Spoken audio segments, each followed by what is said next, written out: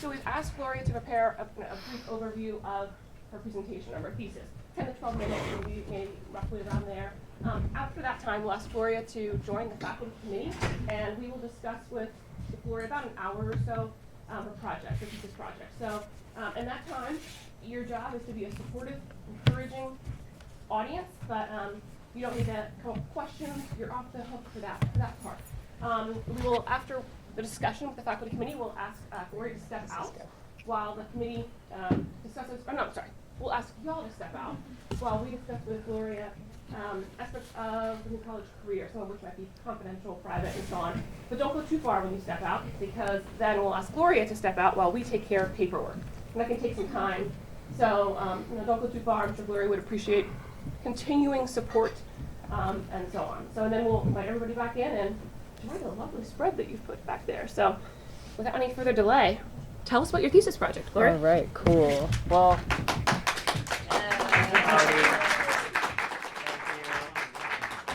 I appreciate it a lot. I'm Gloria. Get Pocky and eat a potato chip over there. Yeah, go ahead.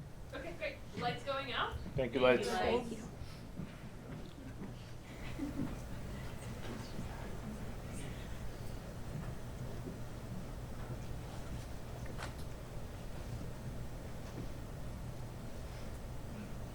And next slide. Cool. So my name's Gloria, and I did my thesis on the ways in which anime and the anime community interacts with queer identity formation.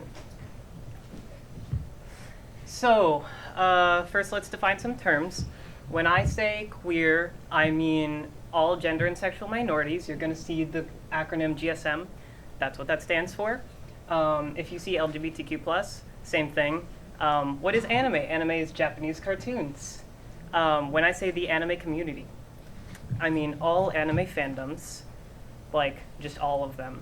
And if I say anime fandoms plural, that's what I'm talking about. If I say anime fandom singular, I'm talking about one specific one, like the Naruto fandom, the Dragon Ball Z fandom, things like that. So, what is queer identity formation? Queer identity formation has a lot of different models that's been made by psychologists, but generally they have three major themes.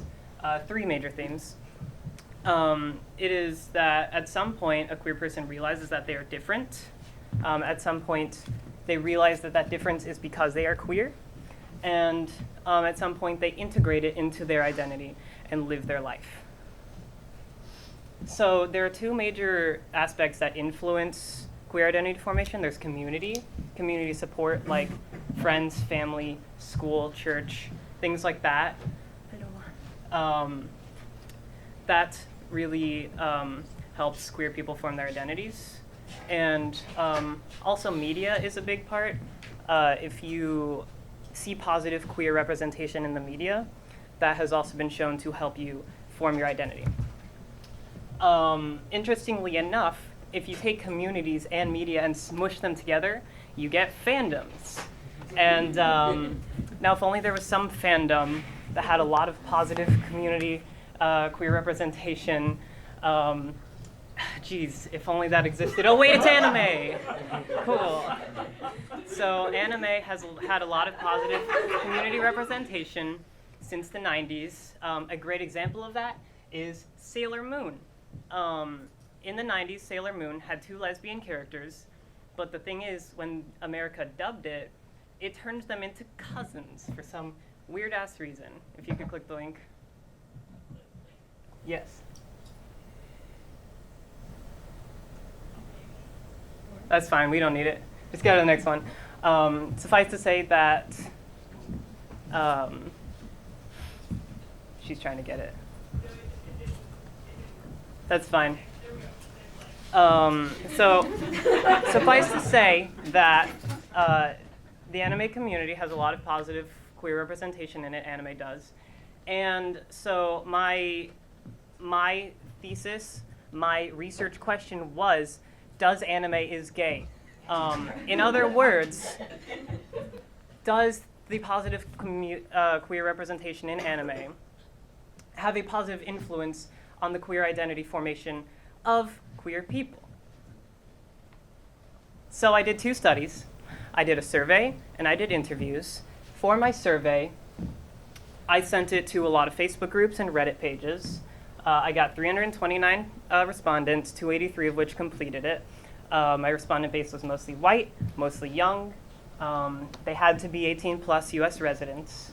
And my 2 major hypotheses were that because of the positive queer representation in anime, it would attract queer people to the community, and thus you would find a positive correlation between anime fan identity and queer identity.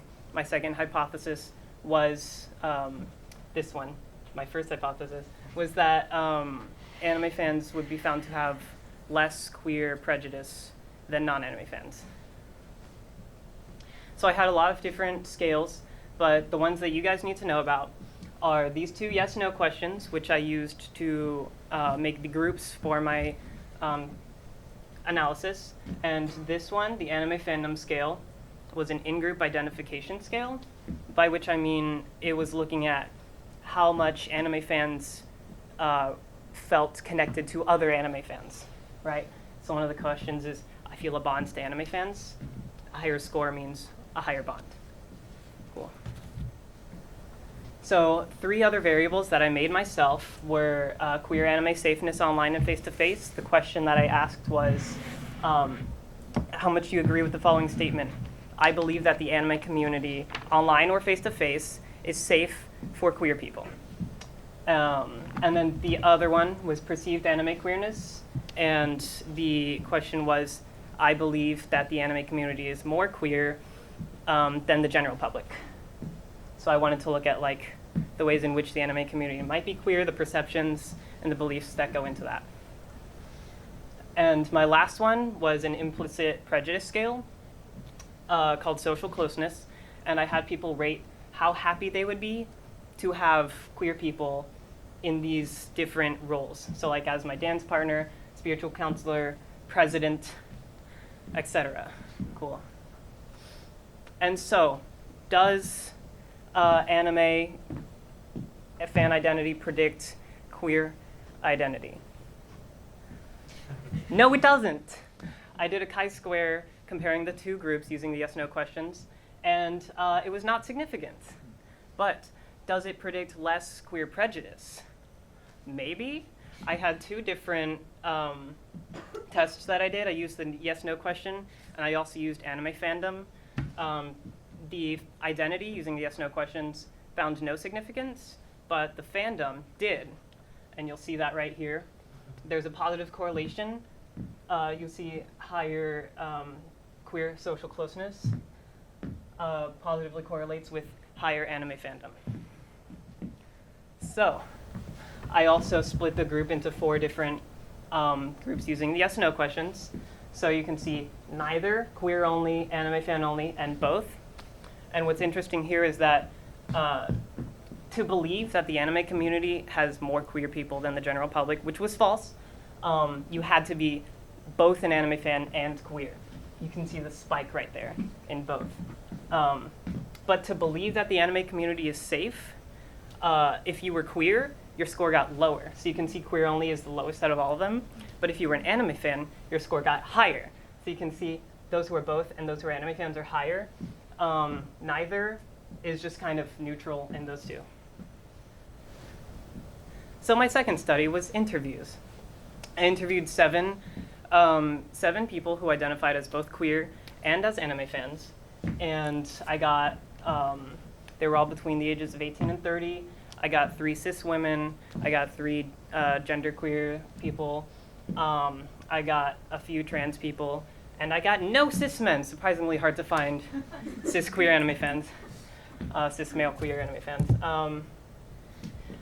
But so my 2 major hypotheses were that cosplay would be shown to help queer people form their identities, their gender identities, and the positive queer representation in anime would be shown to help their queer identities in general, both sexual and gender. So a few of the queer representation that was talked about was Sailor Moon, as I mentioned before. Bloom Into You and Yuri on Ice are both genre-specific. There are genres dedicated to lesbian and gay male relationships. And then Zombieland Saga, Lily Hoshikawa, bless. She is a trans girl, explicitly trans, and she's in an idol anime. So that's really cool. It's a very popular anime. I need to note the difference between explicit and ambiguous queer representation, because that was talked about a lot. Explicit queer representation is like, it's explicitly in the show, they have a whole like arc dedicated to it. Lily is explicitly trans, they have an episode dedicated to it. The girls in Bloom Into You are lesbians, but there is also ambiguous characters. So you have a character who is supposedly a boy, who dresses feminine, wears dresses, enjoys when people sees them as a girl. That's kind of trans, right? But it's not ever stated in the show. And then you have Love Live, a lot of girls who are really lovey-dovey on each other, and their sexuality is never really explored. So could they be lesbians? Maybe. That's where fans thrive, is that question mark. So the thing is, for that question mark, you can make your own conclusions, right? You can headcanon Felix Argyle from ReZero as trans. You can ship characters together, like lesbian characters together. These are two characters from Love Live. And you can write fan fiction about it. You can write stories about like these characters who are ambiguous, but you can write stories that make them queer. So this shows that like all of the like ways in which hey Todoroki, gender and sexuality is formed, and cosplay is also a big one. Like I mentioned before, cosplay is when you dress up as a character that you like, and cosplay was shown to use to help people form their gender identities, because it's very common in anime conventions for boys to cosplay girl characters and girls to cosplay boy characters. That's encouraged. Gender nonconformity is encouraged and normal. So it is sort of a safe environment in which trans people who are like maybe not sure, questioning, or in the closet, can explore their gender presentation and identity without having to like out themselves. So cool. So what does all of this mean, right? So my survey showed that anime fan identity has nothing to do with whether or not you're queer, but it does show lower levels of queer prejudice. And my interviews showed that there are a lot of different tools within fandom culture that can help queer people form their identities when they don't have the family and friend support that they need outside of these spaces. And the positive queer representation in anime also helps. So to wrap things up, both queer people and anime fans have exploded in like visibility in the past 20 years. Anime Expo in 1992 had 1,750 attendees. Last year it sold out at 110,000. In 2012, the estimated queer representation was 3.5%. Now it's 4.5% 2 years ago. And both of them are largely young. So as these groups continue to grow in size and grow in age, it's going to become more important for us to figure out and explore the ways in which they interact with each other and affect each other. So yeah, thank you for listening. That is the end of my presentation. Look at this cool graph. It has nothing to do with my thesis, but I thought it was cool. Non-binary people go to conventions more.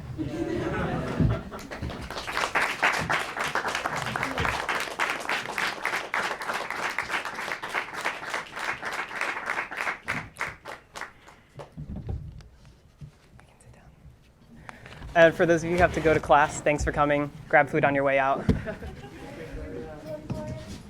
I love you too. Quick shuffle. Thank you for coming. Then send farewell. Thank you. They have to go to work. Okay.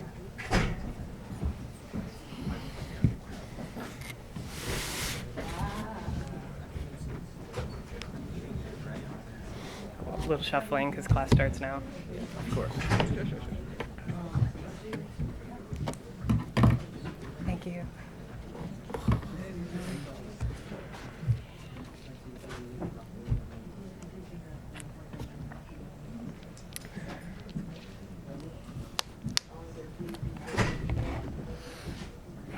Would you like to get any food? Oh, no.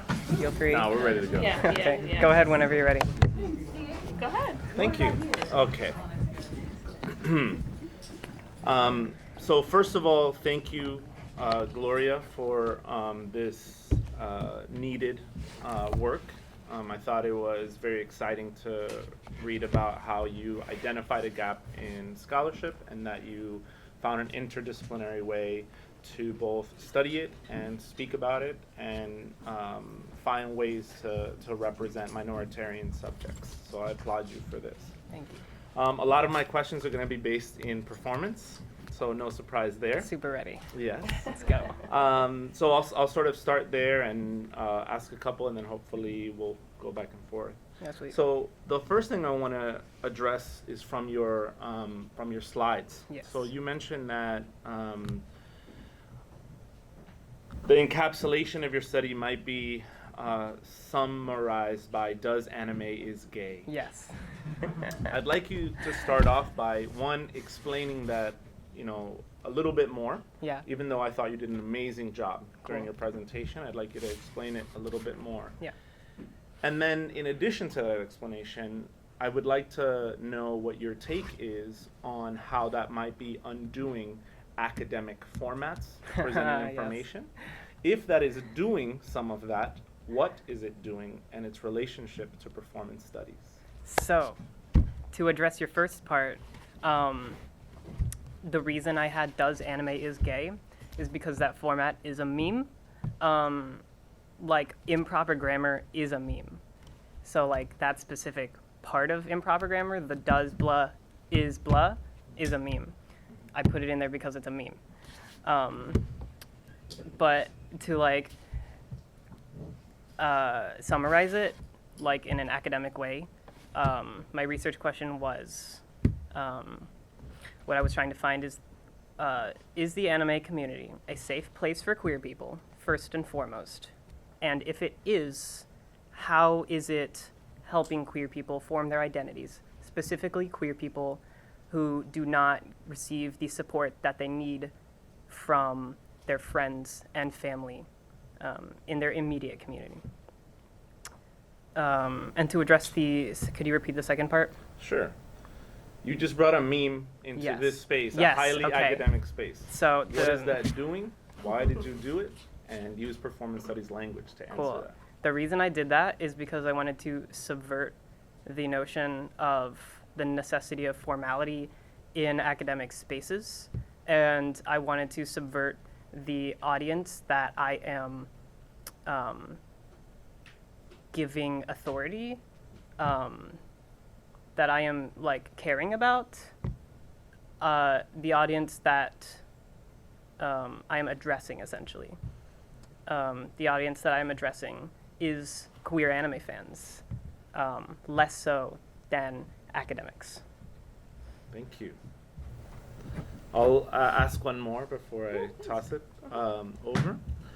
So, additionally, you said in your presentation that fans thrive in an ambiguous space, and I'm talking specifically Yes. about the slide where you have sort of on stage right or screen right the sort of trap character, possible trap character question mark, possible trans character question mark, but it is not stated explicitly. And then we have the possible les characters, but they are together, but they're friends, but we don't know. Yes. And your specific line was fans thrive in these ambiguous spaces. Yes. Can you explain that to us Mhm. using specific performance studies language and sort of hint, what does in between space, like do in-between spaces matter to us? How and why? So much. So, my entire, like, the underlying theme for my whole thesis was that we form our identities in in-between spaces. So I mentioned the internet, I mentioned cosplay, I mentioned media. These all function as in-between spaces in different ways. So like the internet functions as an in-between space because there are layers of removal from your identity. And that's kind of how all of them function. Like when you cosplay, you are not yourself. So you are able to do more things with your identity and with your presentation and with the exploration of those things. Would you say that if you're not yourself, you're also not yourself? Yes. What would we call that sort of in-between space?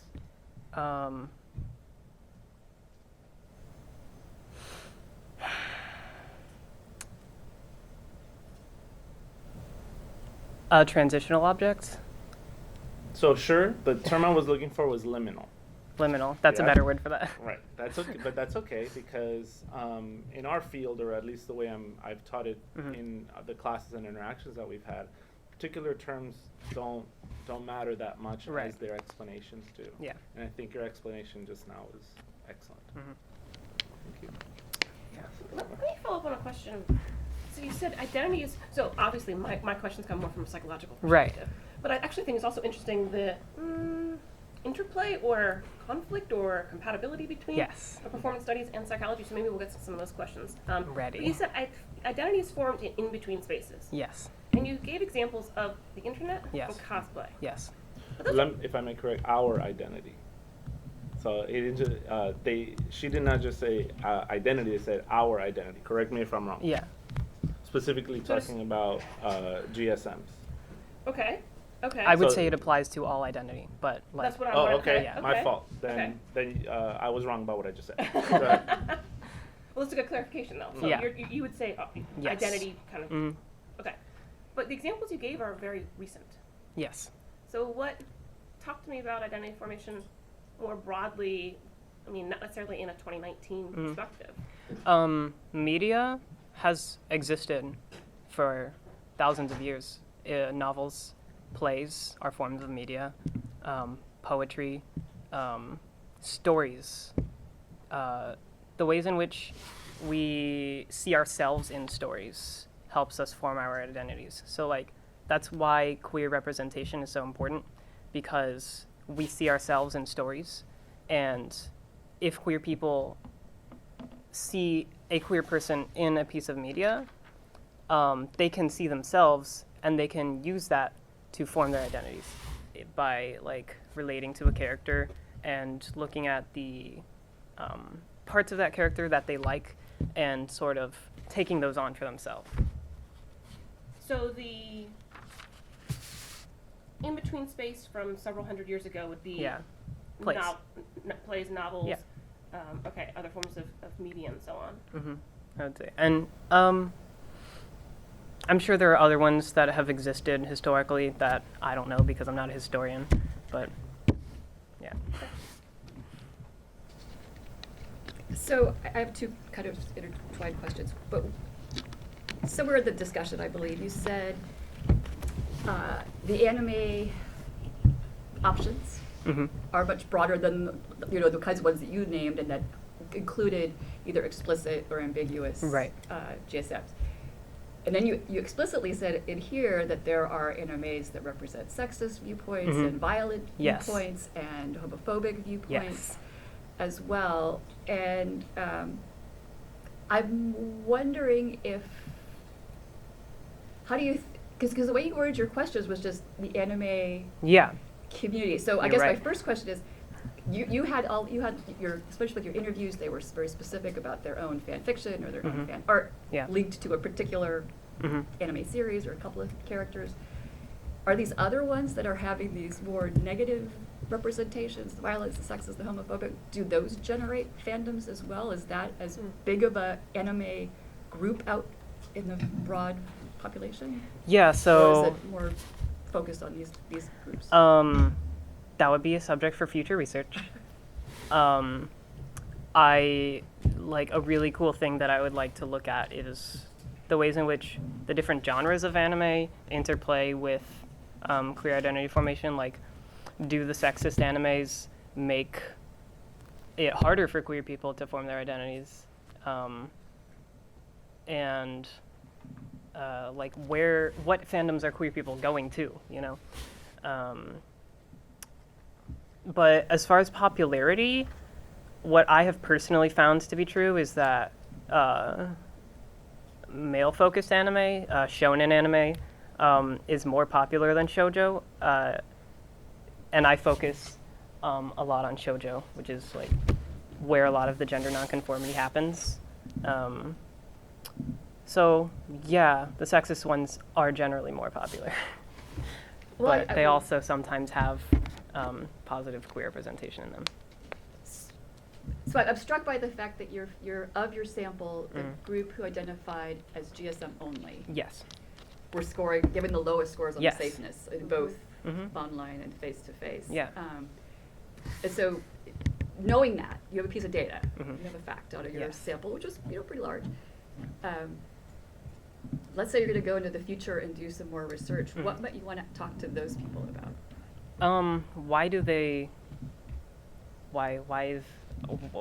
What is their perception of the anime community and anime?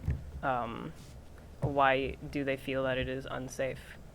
My guess is that it would be because a lot of the discourse and memes is what they see, and those are the parts that are poisonous.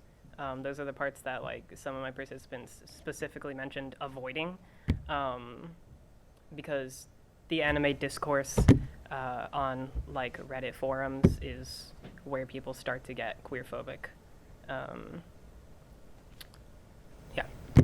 And then what about the people who are both? So you had Mhm. some, and you had obviously your Right. interviewees are all Those are the both. people who I talked to. Yeah. And then in your bigger sample, you had a portion of them. Mhm. What would you like to know about them being able to navigate this whole stream of Right. information about anime, Yeah. and yet they find a place? I mean, is that a hard boundary or place to walk? It's like, yeah, I know, but I'll Yeah. shove it aside because this is good enough or it's better. What I do think- what do you think's going on there? I don't know, because, like, I had one of my participants, like, specifically say that the anime community, like, didn't really affect her queer identity formation, but she said the specific quote is, if anything, it made it harder for me to watch anime, being trans. That would be in, Was that Star? yes, that was Star, yeah. Okay. And I think she is really the sort of example of, like, the ways in which it can hurt us. So it isn't all just, sunshine and rainbows. There is a lot of problems. And I mean, it is very nuanced, but at the same time, there is a transgender character in a popular anime, and that doesn't exist in US animation. So, like, there are two sides. There's more, but because there's more, there's also a lot of bad. How do you think people get into? I mean, because your groups are young, Yeah. so they're getting in even younger. 'Cause Mhm. they're already fans now at Right. 18 to 22 or Yeah, whatever. most so they of them became were fans in middle school, middle 10 plus years ago. 8, 10, 11, 12 years old. Mhm. How do you think they're getting in and finding the good parts? I mean, is this a word of mouth thing? Like they have older sisters or brothers that talk about it, or friends in the neighborhood that say, "Hey, you should watch this one," or Yeah.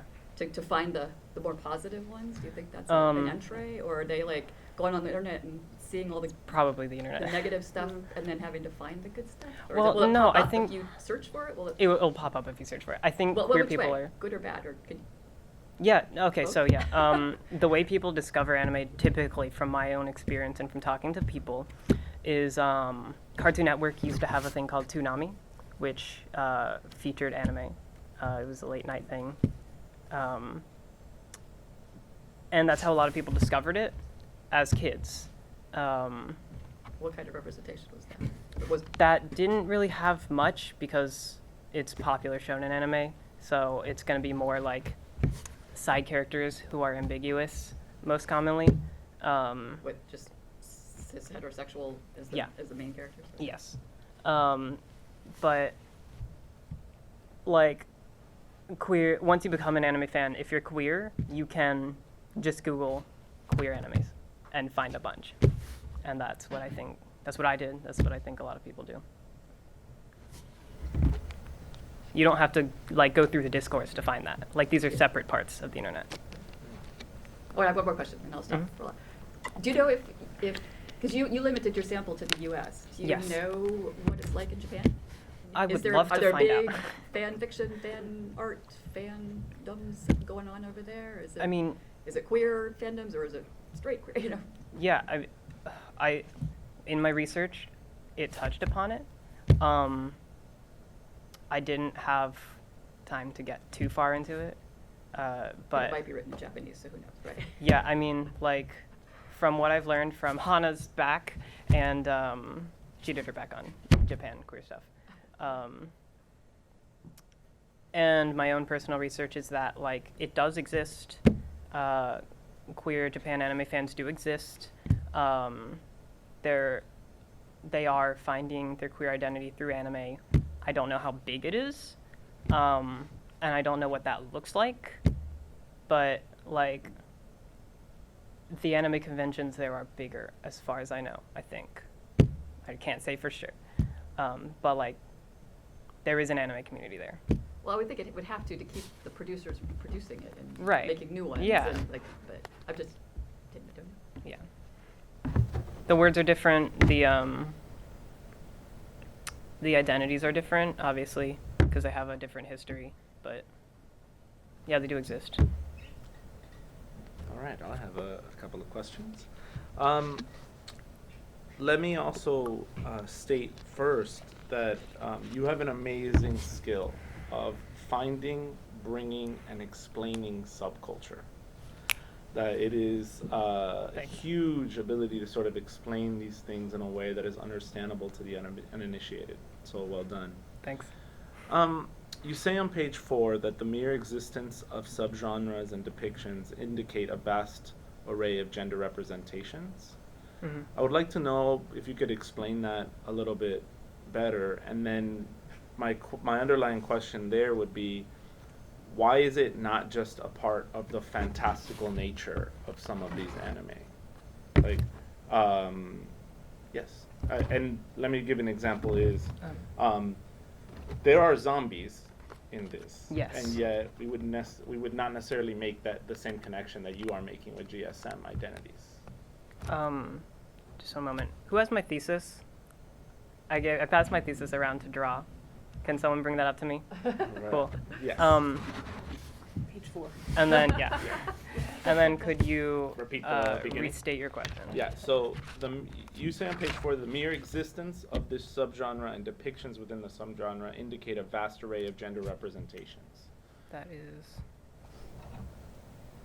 somewhere. I can't find it. Let's find it together. Yeah, I want to see it.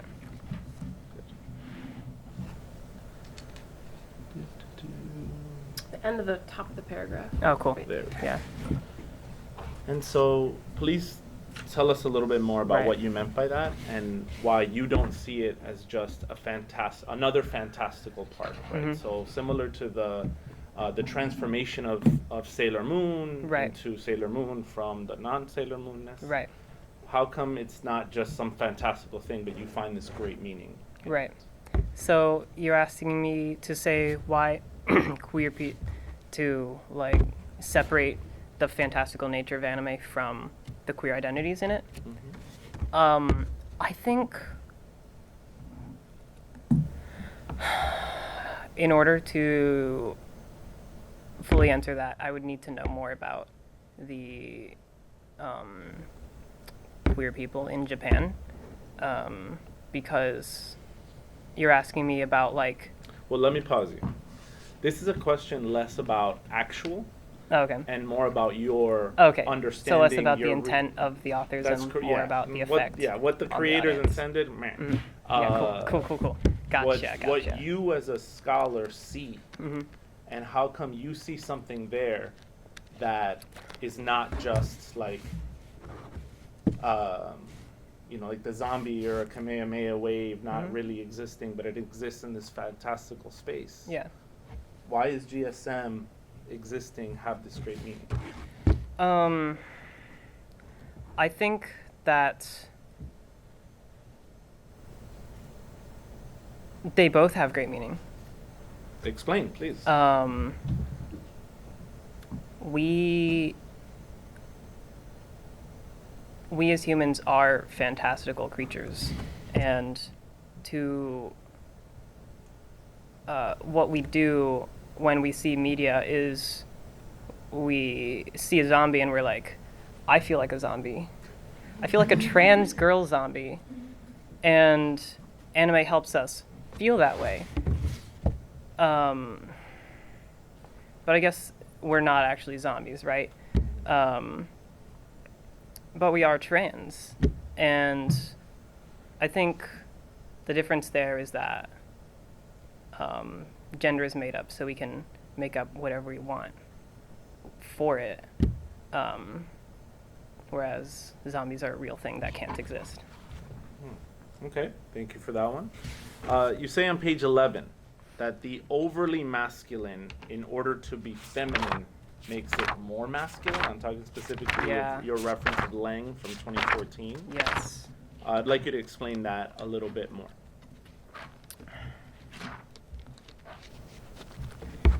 Yeah, so must be so masculine. The way in which crossplay can be heteronormative is what you're asking me to explain. It is heteronormativized by saying that, like, you have to be secure in your masculinity to wear a dress. And it is argued by Lang's case study that makes you more masculine than the macho men who, like, start panicking at the sight of pink, right? Okay, so that's Lang's scholarship and your understanding of it. Mhm. Please tell me a little bit more about your position to that scholarship. Position your piece to that piece. I think that it is okay for men to wear dresses and for women to wear suits and pants. That is presentation. Presentation helps us find our identities. And that is what I'm looking at, is how we find our identities. Cosplay is a form of presentation, and that is what that does. Okay, yet Lang isn't necessarily talking about that. Lang is talking about specifically masculinity and femininity, as opposed to anything that someone is putting on. Right. So I'm still wanting a little bit more of a direct connection between, like, what you study and what your piece is arguing, or your findings in relation to that. Do they map directly on it? Do your findings coincide entirely with Lang's argument that you're more masculine because you put on these feminine identities through clothing? Well, masculinity is just how we see ourselves. I don't think that Lang was arguing that this is a universal, like, universally applicated, like, thing. Like, it only applies to the one person that she looked at. We all invent the ways in which we see masculinity and femininity for ourselves, and that just happens to be the way in which Lang's case study, who is a boy, created his, like, own personal view of masculinity. Follow-up question. Yeah. If this is a case study from which you just identified this weakness, Yeah. how does the construction of your piece and what you've chosen structure-wise strengthen yours while weakening that one? In terms of scholarly choices. Right. So the thing that Lang doesn't do is look at queer people, which is what I think the big gap was. because like crossplay looks a lot like what trans people go through with regular presentation. A cis girl who wants to cosplay a boy would buy a binder and do male makeup. And that's what a trans man would do. Same for trans women. A trans woman might like do feminizing makeup and like get fake boobs and like pack or the other thing. I can't remember terms, but like these are things that trans people do too. And so I forgot where I was going with that, but It's okay. I'll summarize so that we can go to the next question. Yeah. Essentially, you're saying that there's something missing from Len's singular case study, that Right. you in your work have maybe looked at cross sections of yes. this world that maybe give a little bit more information of, Yeah. and that there are specific ways of being and living in this world that are not represented in this scholarship but are in yours. Right, like she argues that this is a tool for identity development. And I argue that it's a tool for queer identity development. Thank you.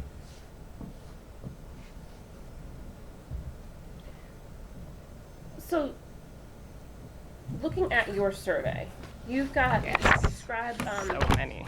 I know. You described a scale that you created called the anime consumption scale. Yes. It was 8 items, 8 items 10 through 17 in your appendix. And you've got a lot of different concepts that you were measuring in that one scale, in those 8 items. Sure. And what kind of struck me as I was looking at this again and thinking about it more, your measure, especially 15, about when did you become a fan of anime? Yeah. What would you expect if you looked at that by itself in relation to some of these other variables? Do you think that would be useful? And what would it show? And what would you predict? Yeah, I would have loved to do that, but that would have made my thesis so bloated. So you're free from the actual results. Just speculate on what it would. I think most anime fans became anime fans like 10 plus years ago. That was the majority of responses. I think those who are... that might be a problem because you would want variability in yeah. when people became Yeah, fans I would have be had able to add 20 years ago Okay. as an okay. option. But Let's say you had variability in Yeah. when people, how recently people got into the community, became Sure. a fan, and so on, identified, really saw themselves as part of their identity, right? They saw themselves as a fan. They identified it on a questionnaire. So how might that relate to your other variables? I think it would positively correlate to anime fandom. It would... I don't know how that would react with queer anime safeness or perceived anime queerness. I would guess that it would interact the same way that anime fandom does, like in a similar way. Such that, like, my graph that I found, like when I do the comparisons for this, those who became anime fans earlier in life would see the anime community as more safe for queer people, and yeah. Okay. What about any other variables that you would predict think- relationships with? I think it might have show less queer prejudice. Does time as a fan interest you as a variable? Like, how could you incorporate that in future studies, or what could you do a different study that would allow you to look at anime fan identity development? I'm not super interested in it, just because, like, when I was looking at all of the correlations, like, anime fandom just, like, they all seem, they were all really heavily correlated, and I think they would all show the same stuff, more or less. Which is, like, what I'm trying to say, but could you restate the question? I'm just thinking that, I'm actually, so more specifically, I'm thinking about the benefits of a longitudinal study. Oh, okay. Comment on that in terms of, I mean, maybe especially that fan identity development, but maybe Mhm. also other identity developments. That would be really interesting to look at.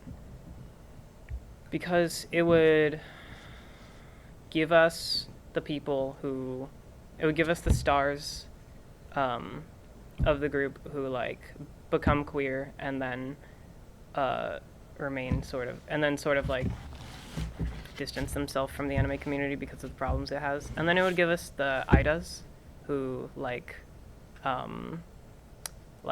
found their queer identity through anime in a very visceral way, in a very evident way. And I think it would allow us to separate that more, and look at like the places where those exist. And I think the places are that like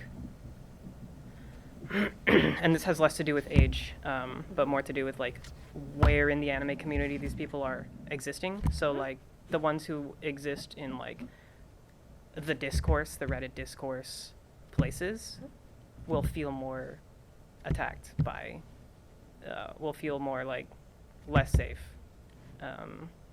Will see the queer phobia. Whereas those who just go on the Love Live forum threads and they're just all talk about how great Ellie is and how great Nozomi is, will have more positive impacts on them, their identity. Right?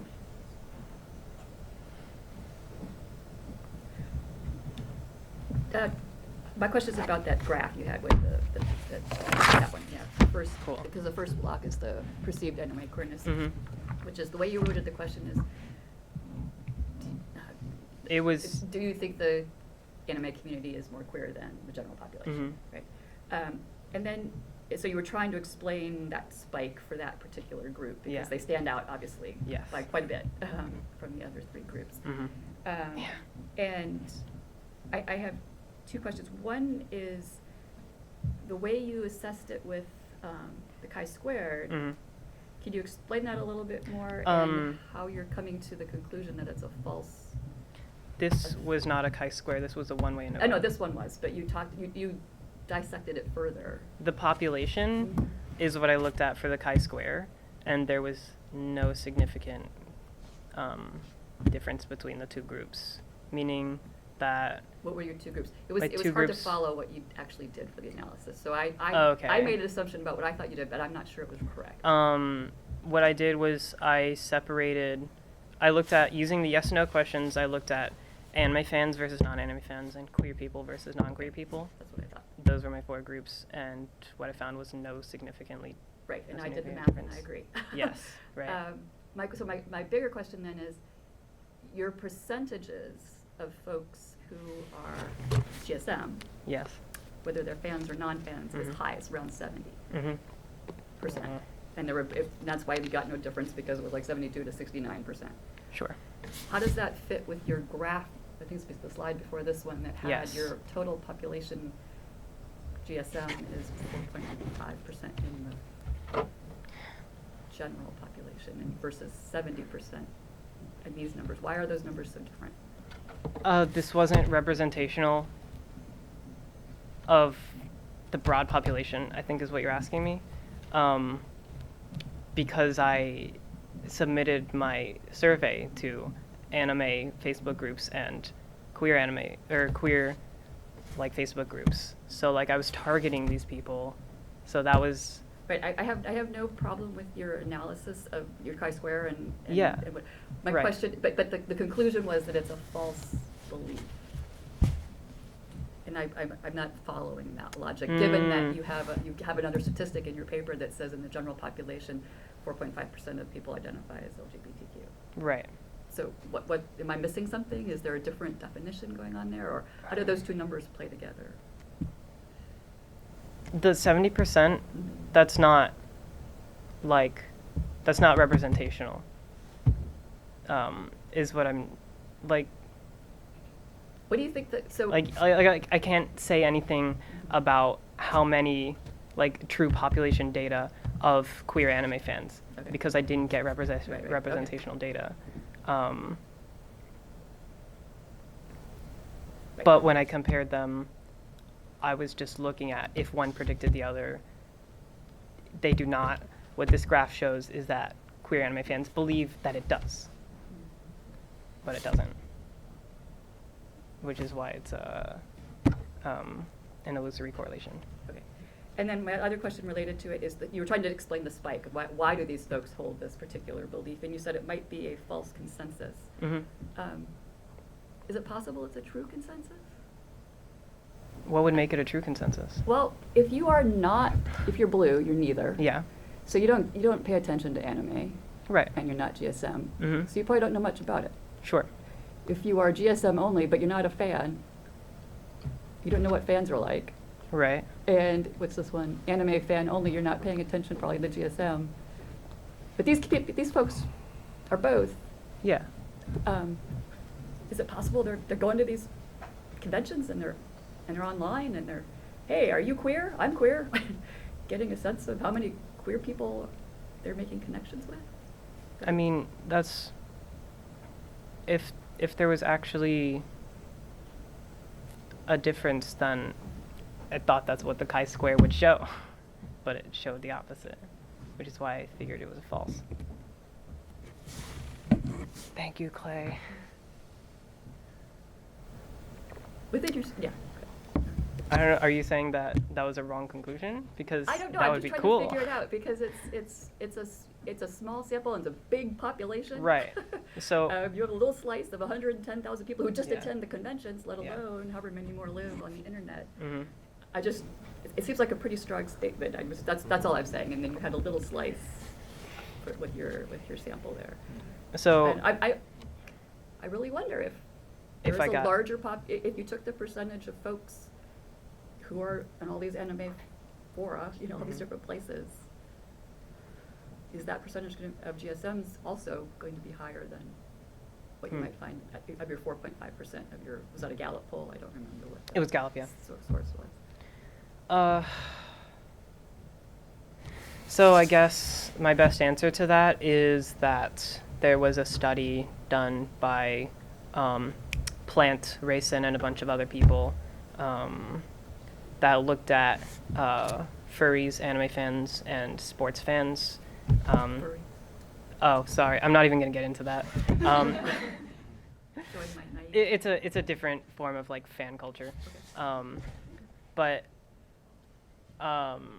it was a huge study. They got thousands of respondents. For anime, they got both online and conventions, which is what I was trying to do but didn't. And they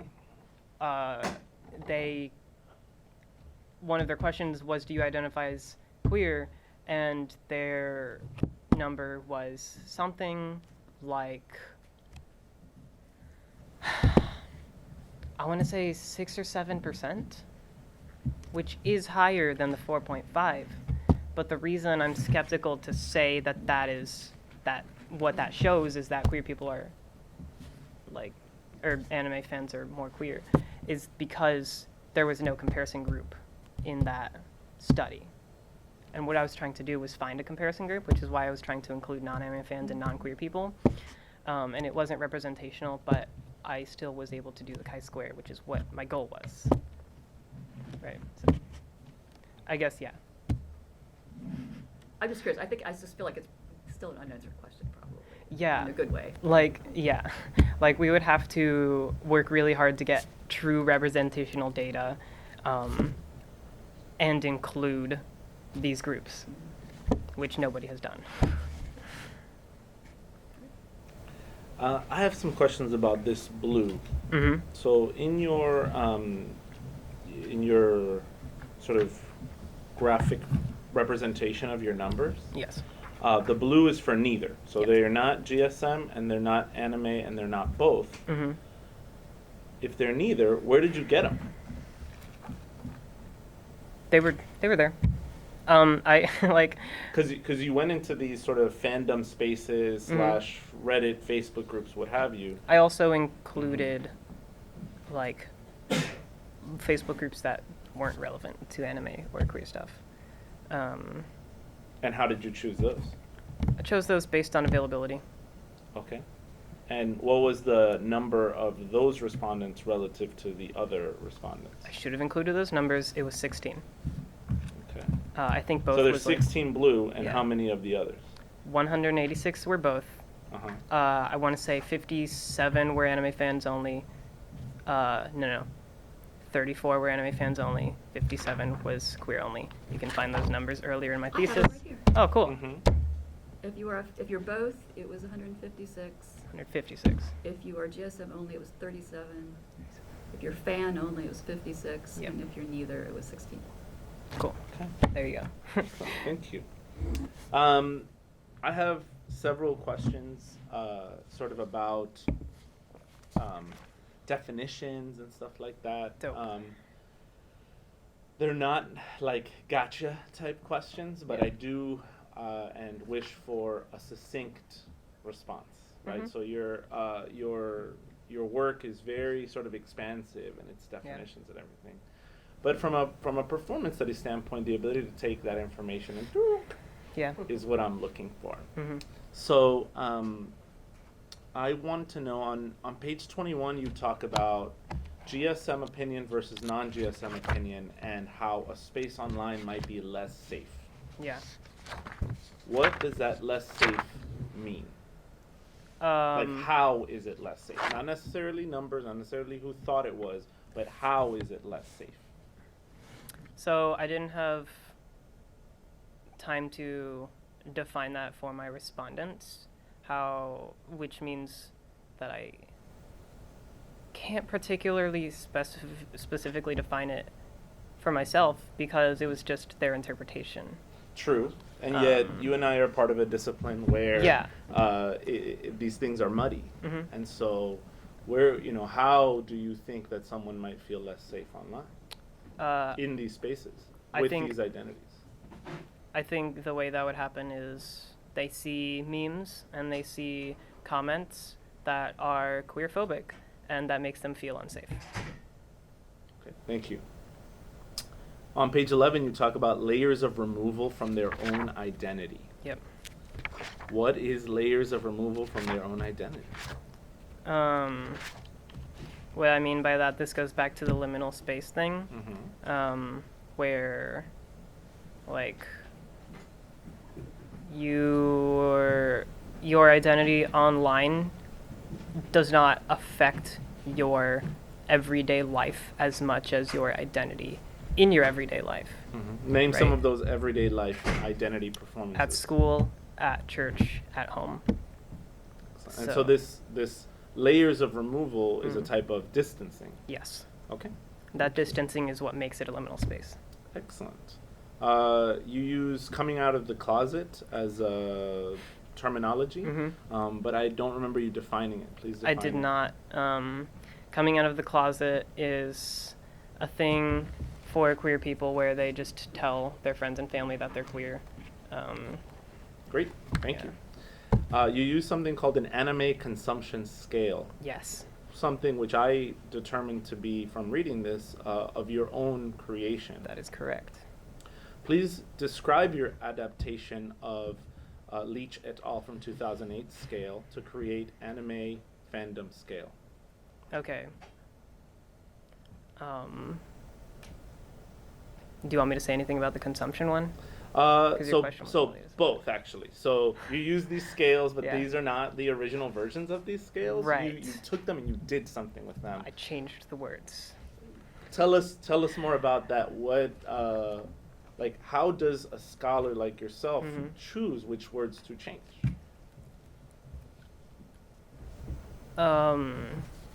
For the fandom scale, it was based on how I thought the respondent would interpret it the most accurately and be the least confused, which is why I chose to get rid of a lot of questions that had the same wording, Mhm. because I felt like that would make the participant feel like I just got asked this question. Why is it asking me again?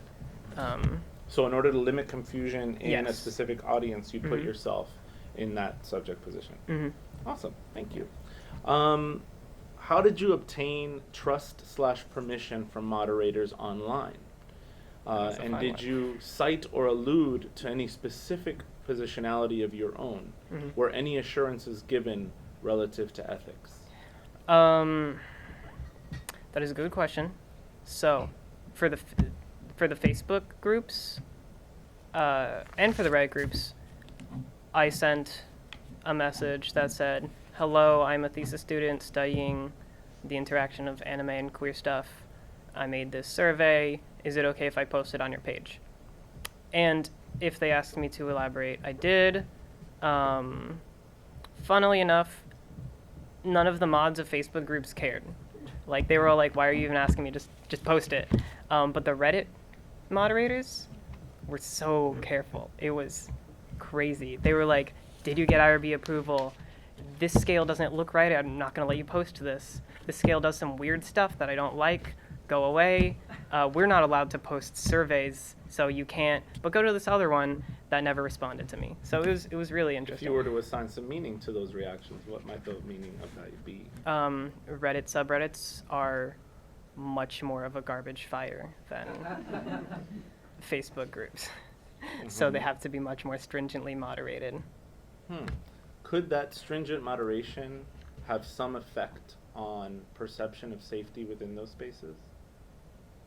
I think it would. The goal would be to make people feel more safe. That might not necessarily be the case. Okay, thank you. Do you think people who go to Reddit know that it's being monitored that much? Yeah. Do you know where people came from? Sorry. No, do you know where please. people came from? Actually, that's a great question. Do you know? Could you do some analyses to differentiate? Between Reddit and Facebook? Yeah. Do you know the source? I can't recall. Do you know the source of each individual participant? I don't think you. I don't know. So what I know is whether or not they got the link from Reddit or from Facebook. So that was separated, Okay. but I didn't do anything about it. Okay. But So, it is like, there. Hypothetically, I Good. could Okay. do that as a variable. So there might be something fruitful about studying different spaces Mhm. and the amount with which they are moderated and Right. the responses you got from Mhm. them, comparing the sort of actual moderation to then perceived. I agree. A final one or two questions before I pass the baton. I asked you just now about how you got some buy-in, how you got trust. There's a scholar that you mentioned when you talk about study number 2, you cite Madison. I'd like to Yes. know who Madison is. I'd like to know what their scholarship is about. And I'd like to know why giving voice and platform to specific subjects within an understanding of Madison is important. Madison, the reason I reference Madison is because she is an ethnographic scholar. She, the work that I cited was, I can't remember what it's called, but it was about doing ethnography ethically. It was about the ethics of ethnography and how critical ethnography. And so I used her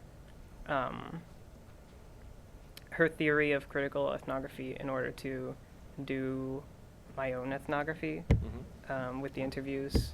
And her theory was that we have a responsibility as researchers to not only give voice to the people we are interviewing and doing ethnography on, but we have a responsibility to have the goal is to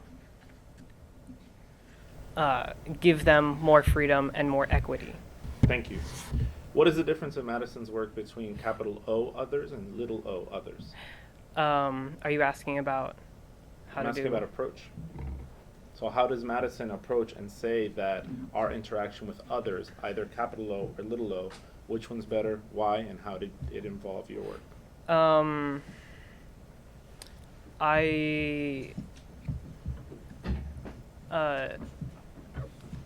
Don't know. But I was less focused on that and more focused on I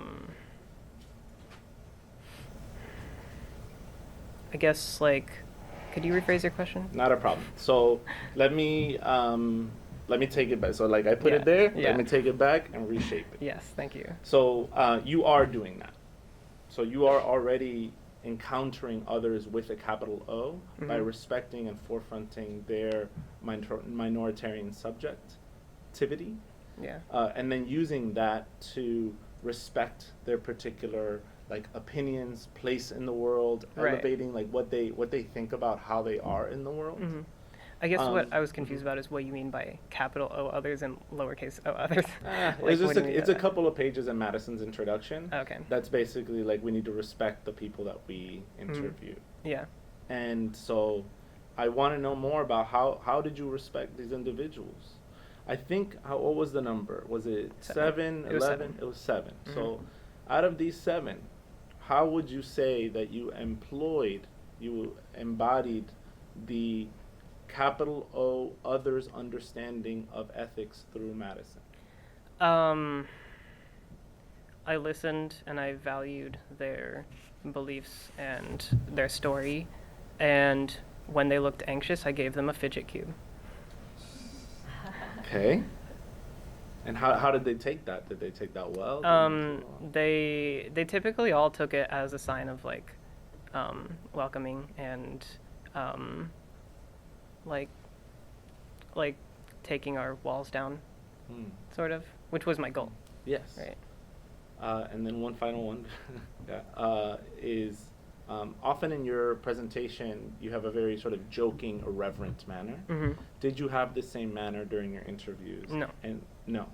I did not. What sort of manner did you have? I was trying to.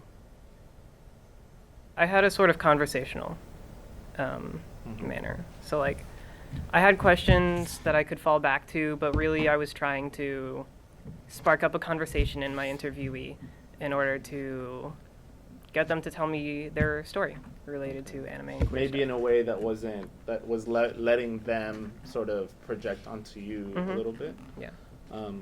Cool. I'd have like 7 follow-up questions about psychology and whatnot, but I shall give it to our colleagues. So in your introduction, you start off by talking about the stresses that GSM individuals face. You Yes. talk about higher rates of anxiety, depression, stress, and so on. So if you measure those, what would you expect to find in terms of mean differences across your various groups or correlational relationships to the other variables that you measured? This actually kind of comes back to my earlier question about time as a fan and Right. kind of nature of identity development as an anime fan that could also relate to queer identity development. I can guess that. So the thing is, I see.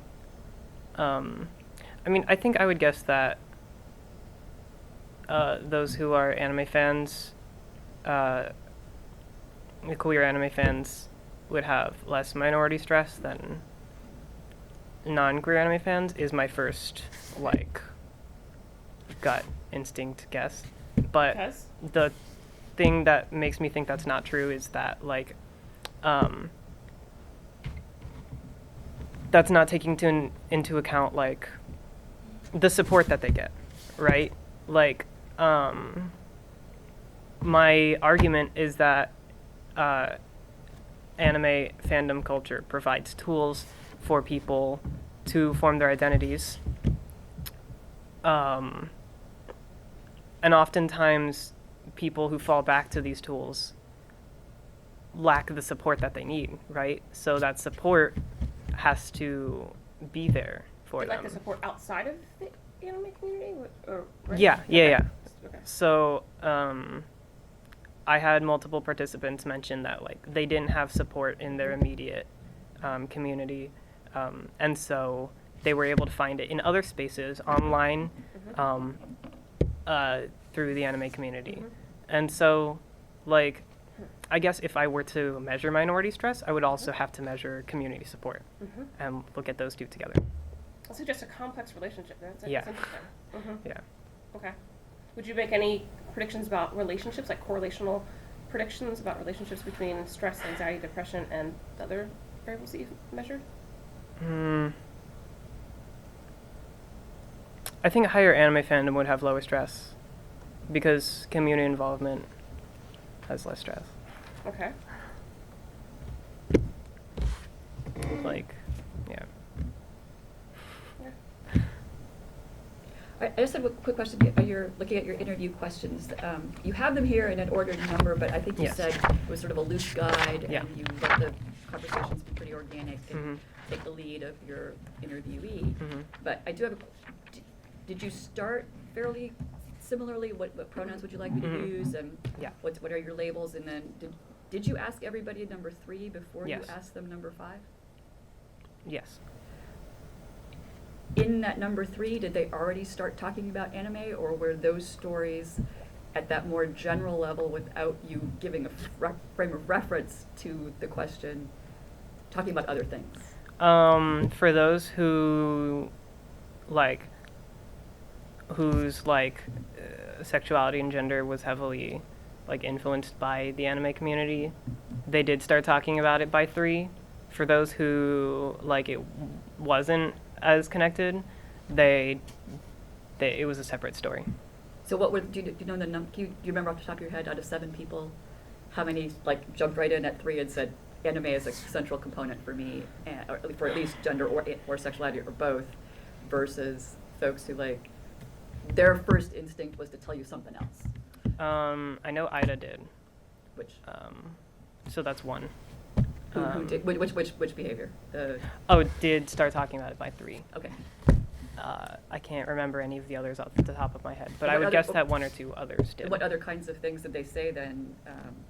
But for the how did you discover, or the things that were helping them say, I am queer in this way? They, I would have to go back and look at the interviews, but a lot of them talked about media helping them wait, are you asking about anime? Or Well, your sexuality? thesis is all we're so focused on the folks who are GSM and fans, Mhm. and that's that interconnection. Right. And except so many of your quotes were very clearly saying, yes, okay, you came into this I think this is an important thing and people are going to talk about it. And Yeah. your data say, yeah, people do really talk about it. This Mhm. is a real thing. It's not just me thinking it Right. makes sense. It worked. People Mhm. were seeing this as important intersections here. Yeah. But then I'm curious about those people who maybe didn't start there. Right. Oh yeah. Now I think about it, anime. Yeah, I can see how that really did Mhm. start, especially when I was in high school and I had friends, Right. versus folks at the number 3 who didn't automatically go to the anime. There were actually a few people who realized the ways in which it's connected during the interview. So my first interview with Angel, she said straight off there was not much of a difference, right? She first believed there was not much of a difference, and then when she started going to her story, she was like, wait, my middle school friends who were all queer were also anime fans, so I guess there is a connection. Yeah, so it did take some parsing for a few people, and I was very careful to try to specify that there were people whose anime and queer story didn't have many connections. I tried to specify that, but my focus was on the people who did. So I think, I would guess it was about 50%. 50-50 split. I'd like to know what snowball sampling is. Snowball sampling is when you are interviewing someone, and at the end, you ask them to refer you to other people. Excellent. Why did you do your interviews at a location of their choosing? In order to make them feel more comfortable. What is kinning?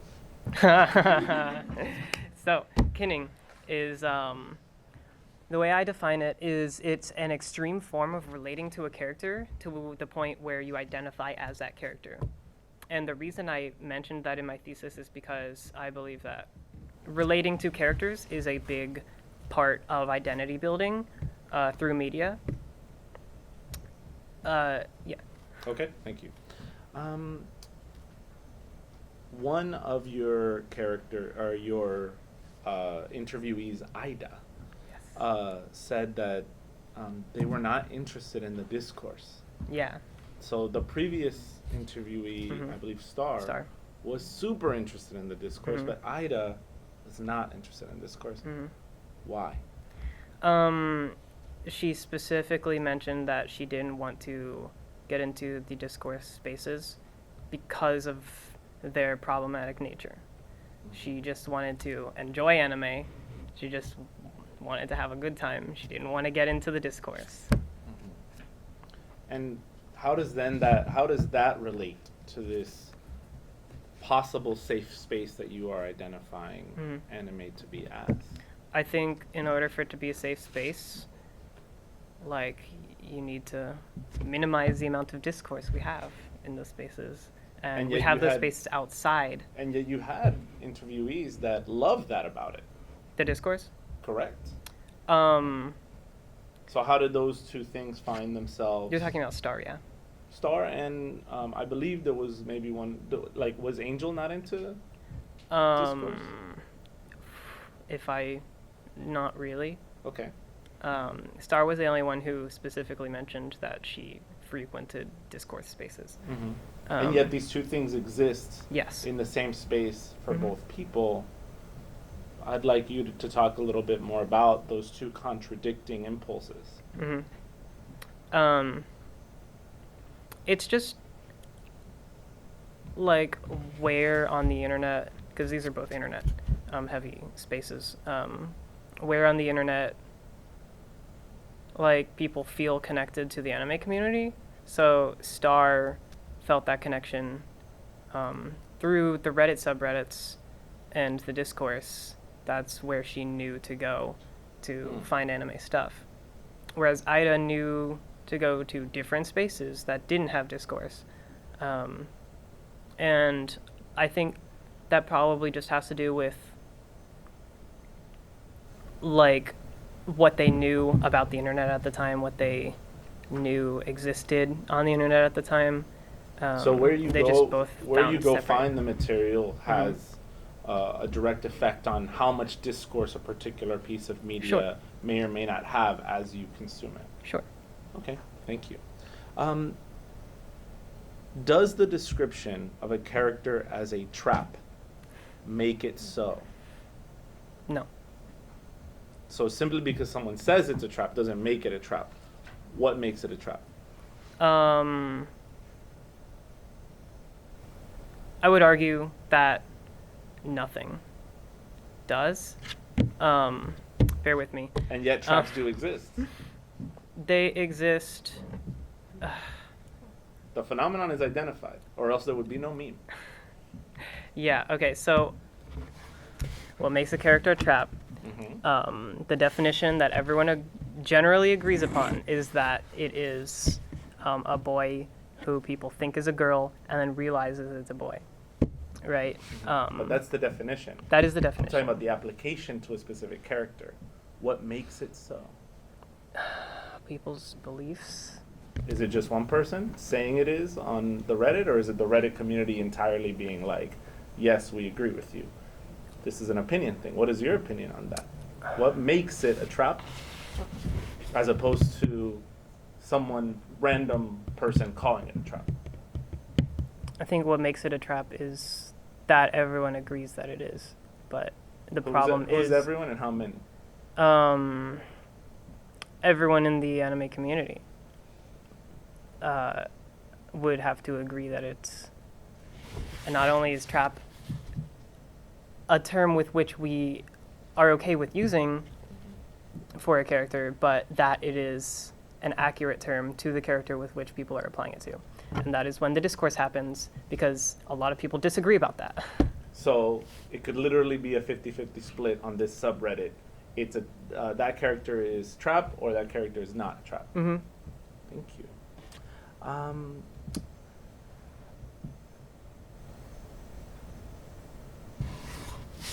What is irony as a shield in this space?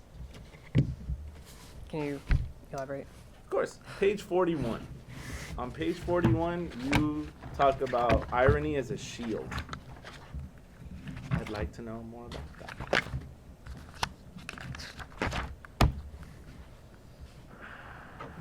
It's inside of your block quote at the end.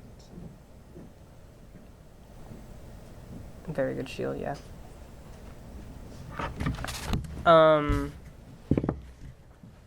I think what she means when she says, at a certain point, saying you're doing it ironically isn't a very good shield. She's saying that participating in the transphobic memes is a thing that people do, and their argument that they're not transphobic is that they're doing it ironically. What she's saying is that if you continue to do that, at some point, you're just transphobic. Got it. So the effectiveness of it is undone at a certain point. Mm-hmm. Yeah. I have one more kind of big question, actually, going back to how I started my very first question.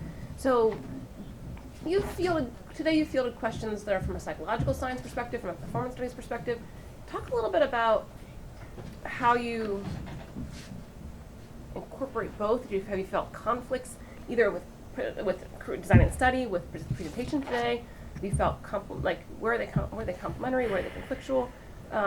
Ties you see, connections you see? I think when I was doing the interviews was when the conflict felt the most evident, because in all of the psychology journals that I've read, the participants are anonymous. But I got permission from all my participants to use their full name. But I felt the pressure of psychology having them anonymous on me, which is why I chose to only use their first name, so that they could be partially anonymous. Okay. So that was one of the most salient ones. But I think they both lend themselves well for each other. Like, the ethnography gives life to the numbers that I find from psychology. So on the whole, you see more complementary nature versus I think yes. conflictual, or? There are the conflicts come from the norms of the fields. Which actually goes back to the way you phrased your research question, right? I mean, Yeah. so I mean that's not the typical way that we would see Sure. really phrased in psychological science. Yeah. And so there was a conflict that did you feel it? For my presentation, no. For my thesis, yes. Okay, fair enough. Yeah. Okay. Anything else? I've got one more. Okay. So on page 46, you say this relational theory of art and media is essentially the underlying theory that my entire thesis is based on. Yes. Bold statement. The Yeah. idea that we put parts of ourselves into the art we consume by relating it to our own experiences. Please unpack that. That is the underlying theme, like I said, has been liminal spaces. And Angel sums up that liminal space when she says we relate art to our own experiences. We take art, we see ourselves in it, and we build ourselves from it. And what does this do for the queer subject in your study? If you are queer and you see a queer person in a piece of art, you see yourself in it, you have the same identity, and you can thus build yourself in a more robust way. Thank you. That is, again, why representation is important. Thank you. Good. Okay. All right. Thanks, Gloria. This ends the question and answer period. Thank you so much. I have to pee so much. Can I go have a little water, or maybe you don't need it. So I'll ask the audience to step out, please, and Gloria's gonna run to the rescue. To the bathroom.